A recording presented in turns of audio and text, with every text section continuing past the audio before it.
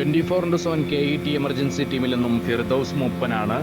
കഴിഞ്ഞ 4 ദിവസം മുമ്പ് മേലാറ്റൂർ പുഴയിൽ കാണാതായ ആളുടെ മൃതദേഹം കണ്ടെത്തിയിരിക്കുന്നു. പുളിക്കൽ യൂസുഫ് എന്ന ആളുടെ മൃതദേഹമാണ് കണ്ടെത്തിയത് എന്ന് മലപ്പുറത്തു നിന്നും പ്രസാദ് സർ റിപ്പോർട്ട് നൽകിയിട്ടുണ്ട്. കഴിഞ്ഞ 4 ദിവസമായി മലപ്പുറം, മഞ്ചേരി, പെരിന്തൽമണ്ണ തുടങ്ങി യൂണിറ്റുകളിൽ നിന്നുള്ള ഫയർഫോഴ്സിൻ്റെയും സിവിൽ ഡിഫൻസിൻ്റെയും സ്ക്യൂബ ടീമിൻ്റെയും ട്രോമ കെയർ അടക്കമുള്ള സന്നദ്ധ പ്രവർത്തകരുടെയും നാട്ടുകാരുടെയും തിരച്ചിലിനൊടുവിലാണ് അല്പസമയം മുമ്പ് പുളിക്കൽ യൂസഫിൻ്റെ മൃതദേഹം കണ്ടെത്തിയത്.